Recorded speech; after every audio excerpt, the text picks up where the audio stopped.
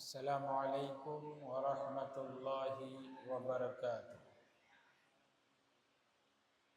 الحمد للہ رب العالمین والصلاة والسلام علی رسولہ الکریم، اما بعد فاعوذ باللہ السمیع العلیم من الشیطان الرجیم، بسم اللہ الرحمن الرحیم۔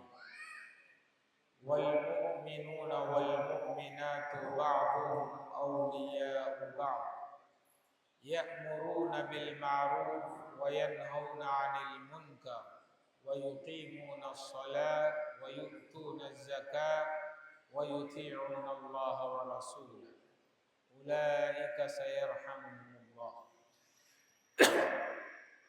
قابل قدر علماء کرام، معزز حضرات و خواتین، میں آپ کے سامنے لمبی چوڑی تقریر کرنا نہیں ہے، کیونکہ وقت کم ہے اور اس وقت ہمارے پاس فضیلت الشیخ طارق سوداگر مدنی حفظہ اللہ تشریف فرما ہے، تو اس لیے میں یہ چاہتا ہوں کہ شیخ کی زبانی ہم کچھ سنیں، اس لیے دو چار باتیں کہہ کر میں 5 سے 10 منٹ کے اندر اپنی بات کو ختم کرتا ہوں۔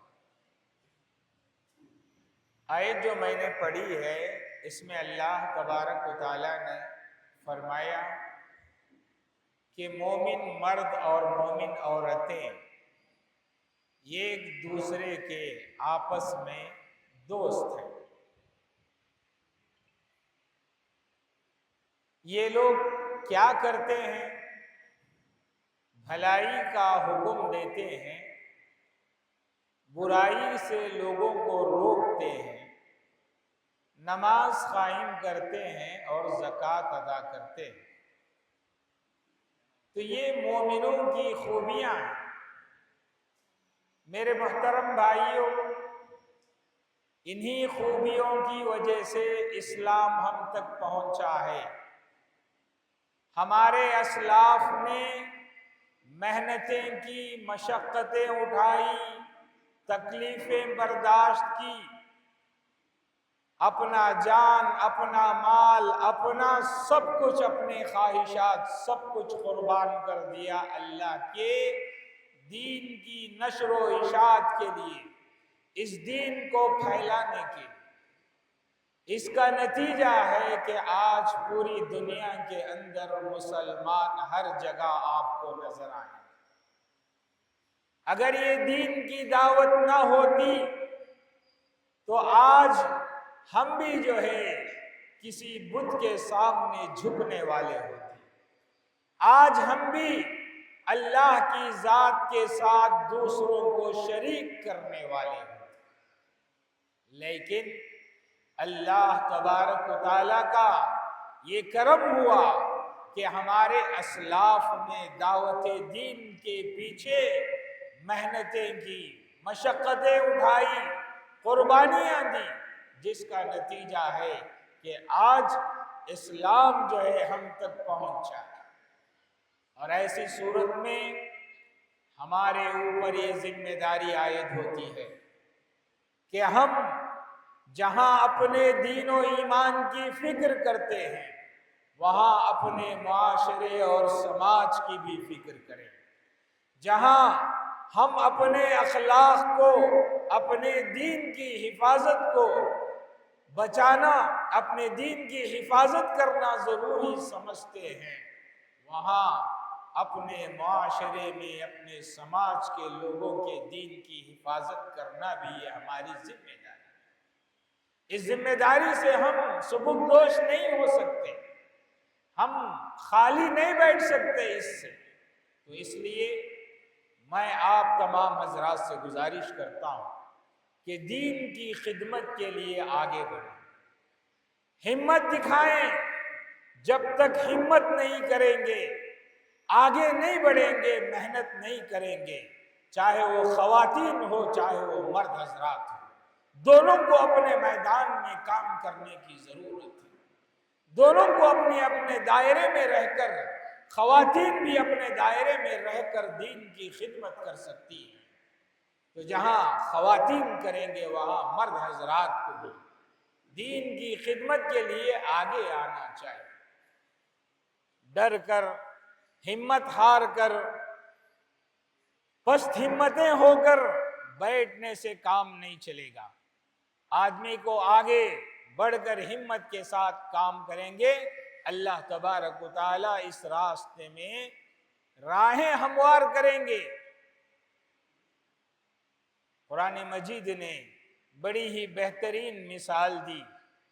ایک مادی مثال کے ذریعے سے اللہ تبارک و تعالیٰ نے سمجھایا کہ جو لوگ اس دنیا میں دوسری قوم کو، دوسرے لوگوں کو فائدہ پہنچائیں گے، اپنی ذات کے لیے نہیں بلکہ دوسروں کے لیے جئیں گے، اللہ تعالیٰ ایسے لوگوں کو باقی رکھے گا۔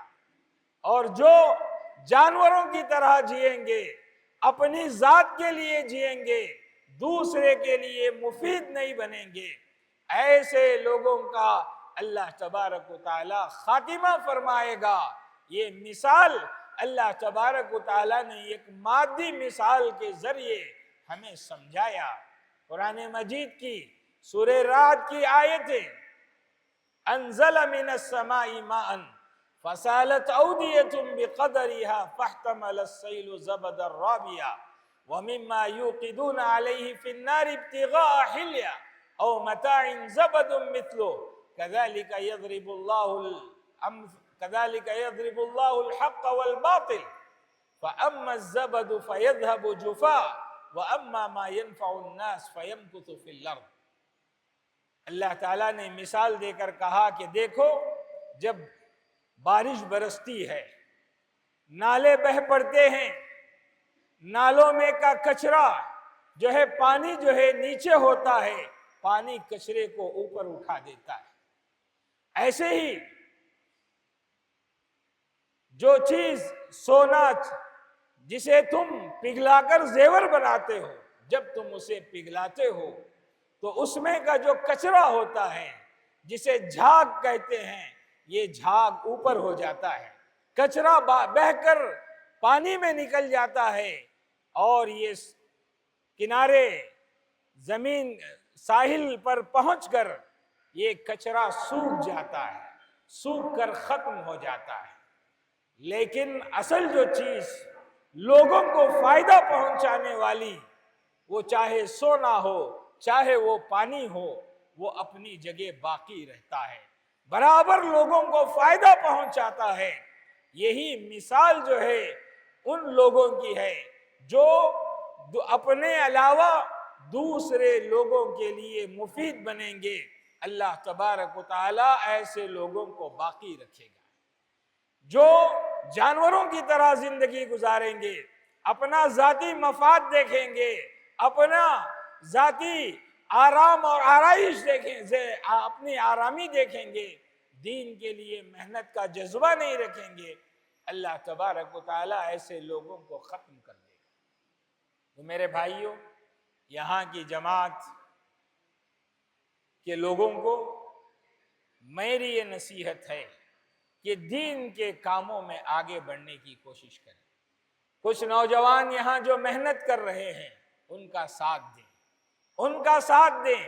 اگر آپ کو بات سمجھ میں آ رہی ہے کہ یہ کام ہونا ہے، اس کام کے فائدے ہیں، تو کام کرنے والوں کا ساتھ دیں، ان کے پیچھے محنت لگائیں۔ اور اگر آپ کبھی ان کا ساتھ دے رہے ہیں، کبھی ان کا جو ہے ساتھ چھوڑ رہے ہیں، تو ایسی صورت میں آدمی جو ہے پست ہمت ہو جائے گا۔ آپ کا تعاون، آپ کی مدد، آپ کا ساتھ اجتماعات کے انعقاد میں مفید بنے گا، کامیاب بنائے گا، دین کو مل جل کر دین کے کام و کاج کو آگے بڑھانے میں جو ہے مدد ملے گی۔ یہ میری آپ لوگوں کے لیے نصیحت ہے کہ جو لوگ کام کر رہے ہیں، جو بھی کام کر رہے ہیں، چاہے وہ مساجد سے کام ہو، چاہے وہ مدارس سے کام ہو، چاہے وہ جمعیتیں کام کر رہی ہیں، چاہے افراد اپنے اپنے طور پر کام کر رہے ہیں، ہر ایک کا آپ کو ساتھ دینا جو ہے ضروری ہے۔ جہاں تک آپ اپنی طاقت بنتی ہے اس طریقے سے، کبھی مال سے، کبھی وقت سے اپنا جو ہے تعاون پیش کریں گے تو انشاءاللہ یہ دین کے کام چلتے رہیں گے۔